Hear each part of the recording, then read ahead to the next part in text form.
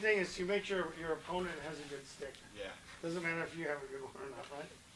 So let's just imagine this is our square here, okay? So if my opponent is at this end of the square, and I'm going to attack him, whatever lead I'm in or whatever, if my attack is here, what is the likelihood of him counterattacking me? It's pretty high, right?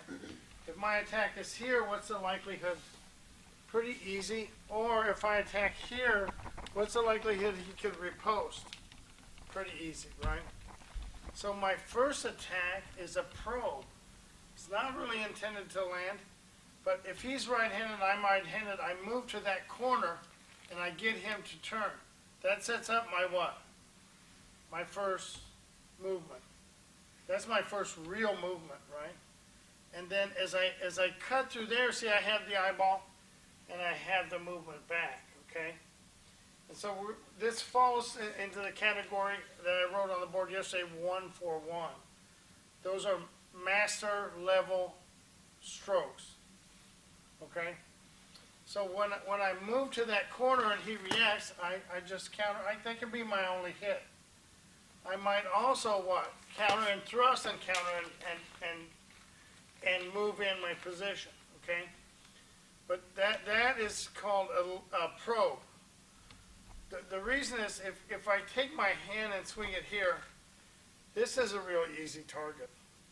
If I invert that position, you see how far he has to reach to hit my hand?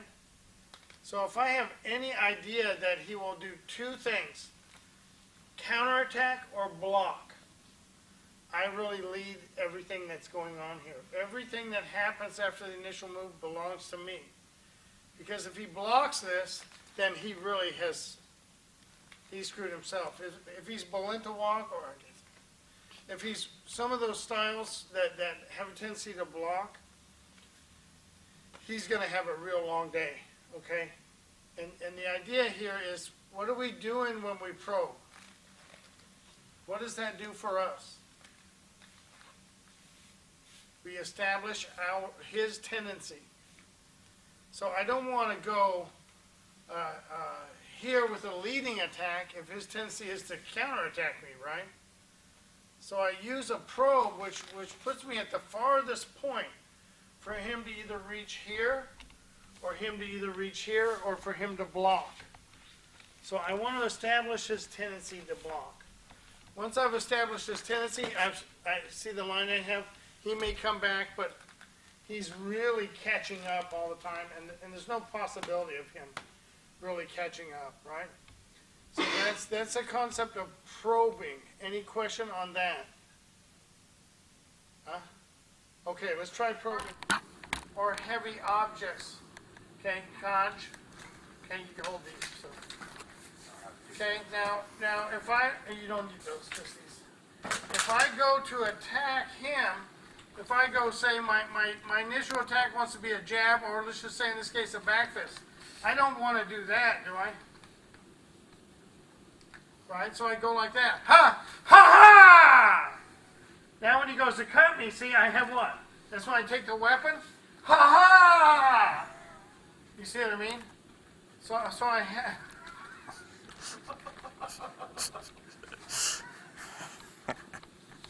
I have to have that understanding. What is he attacking now when I go to attack him? Is that my arm, or is that my body, or is he blocking? Is he blocking this? No, he's going to chop my arm. So I go what? Large sound. Now he strikes. Bilji. Now if I go large sound, I move to here. Now he strikes what? See that? Broken wrist. And I put a zipper on his body. Now he goes to stab me. I just what? That's why I like these. Because you see how that can illustrate the reality of the technique? Same thing here. You have one, I have one. If I go to hit your hand, do I want to do this? I can, but that really hurt my weapon. And if he's quick, instead of letting me hit your weapon, oh shit, he hits my hand. So I go like that. Now turn and hit me. Too late, pendejo. You're dead. That's exactly what you're learning here. Does that make sense? Same thing when I go like that. Cut my hand. You see that? Okay. Cut my body. You see that? You understand what I mean? Block this. Okay? Taking advantage of him. I go like that, he goes to cut my hand, I go, ha ha! Right there. He turns to cut me, I turn what? He might not be dead instantly, even though I severed his carotid artery. He might still live for 30 seconds or longer, but the longer he goes, the more he's going to slow down, you know what I mean? But when I go like that, see, I don't want to go clash, clash, clash, clash, clash, clash, clash, clash. Takes too long. When I go like that, if he touches my weapon, I already what? Cut him. When he turns to cut me, that's when I what? Cut him off. I can insert this to block. I can insert that to disarm, and I can cut him here. See that? Okay, does that make sense? That's the same exact thing you're learning here. It's a universal principle of movement. It can be empty hand. It could be with a weapon. It could be empty hand against a weapon. It could be long against short. It could be short against long. It could be a staff, and you have a short weapon. If you do it correctly, if you learn it correctly, you can defeat and overcome extraordinary odds against you. And that one odd might be empty hand against empty hand, but he's just faster, younger, stronger, bigger than you. But if you're not in his way and you do not let him make contact with you, you cannot lose. You cannot lose. That's what we call the internal triangle in calling. Control the point of impact. If you control the point of impact, you can control the balance of the combat. You understand what I mean? So when I go like this, what am I doing here to him? Right? I'm probing him so he goes to that position. I know he may come back, but you see I'm already prepared to do that. Okay? Already prepared to do that. Like that. It's already in my what? In how I move. But see, I can't do this. That's too easy. I have to just kind of skew my body, because that causes him to turn. Then when he turns, I also what? Turn my body. When he punches, I also what? You see, when he hits, I also what? That's cumbiata. People say it doesn't work with short blades. It works if you're in the right position. If you're in the wrong position, it reverberates and you get hit back by your own weapon. Because they will help you learn. Because they educate your eye better than the round ones do. Much better. Okay, any question over that now? Is everybody doing okay enough to learn that? It takes time, especially to establish the what? The proper range. And if he has a little longer weapon, you've got to adjust it a little bit.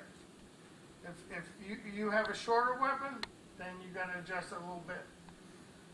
But you need to know what we call the razor's edge. Okay? That means where he will respond. Because if I'm out here doing it, what does that do? You just probably throw it at me, right? So you need to understand that. Okay? So these probes here are for the extreme angles and are the safe bet, especially if it's blade-to-blade combat. You don't want to risk getting a wound that could be fatal, even though in this day and age that might not be a fatal wound. But in the 1400s, any wound could turn septic and could become fatal because they didn't have toilet paper. You know what I mean? So that could become fatal pretty quick. So now we're going to move to hard sticks, and we're going to go into the narrow probes. Okay? Okay, let's take a break. And ha. Right? So I let him deflect that over there, and I come back. Now, it doesn't matter whether I come back stick up.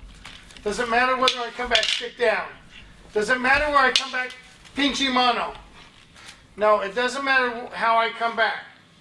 But as soon as I go like that, I'm ready to receive that because I know he's going to. Right? That's what we call in time.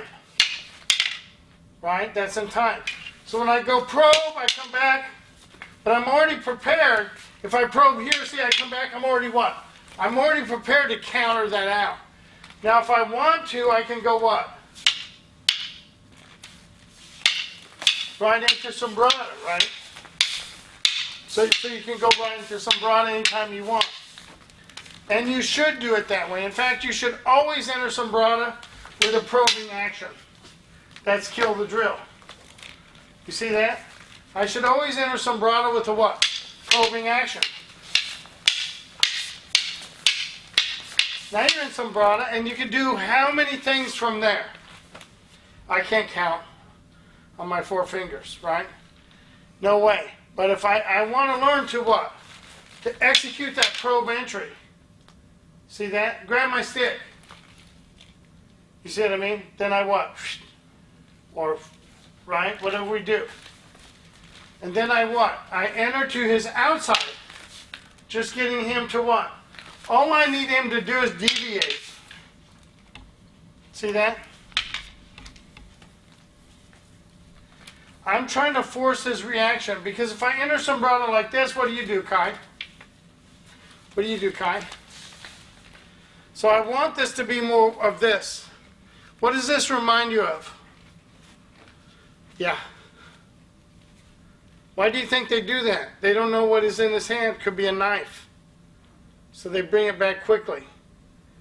Right? So when I go like that, I what? I'm already here.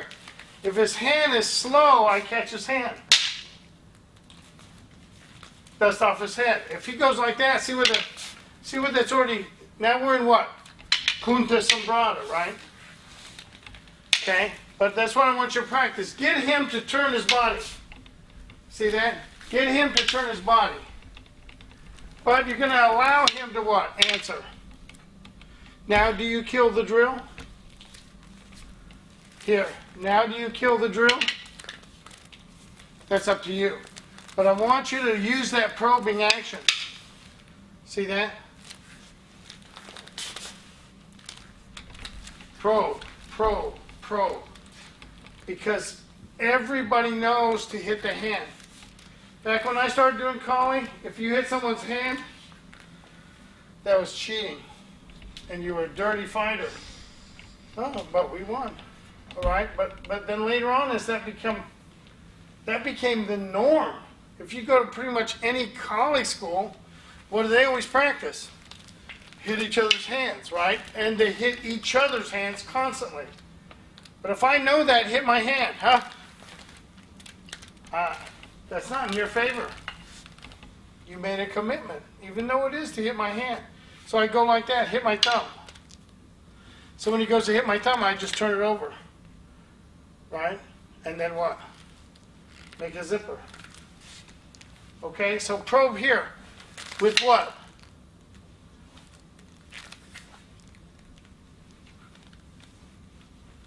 Okay, can we try that real quick? Okay, so he can explain it.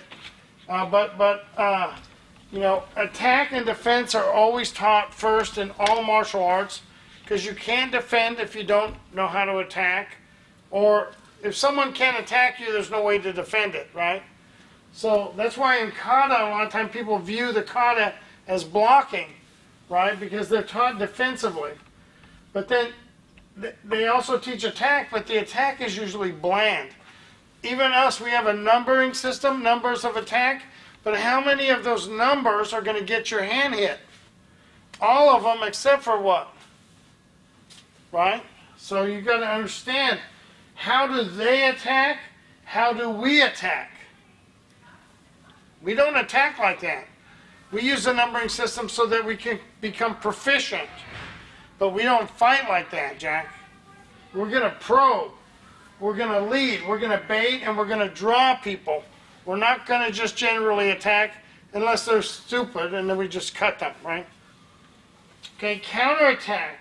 That could be the same thing as if Kai swings at me and I just move and hit him. Or if Kai swings at me and I hit his hand, that's counterattack. A riposte is any time we didn't write riposte. So this should be 1, and this should also be 1. So that should both be 1 and 2. 1, 2 should be riposte. You don't have to erase those. They were correct. And 3 is counterattack. 4 is preempt. 5, 6, 7, 8, 9, 10, 11. What's 12?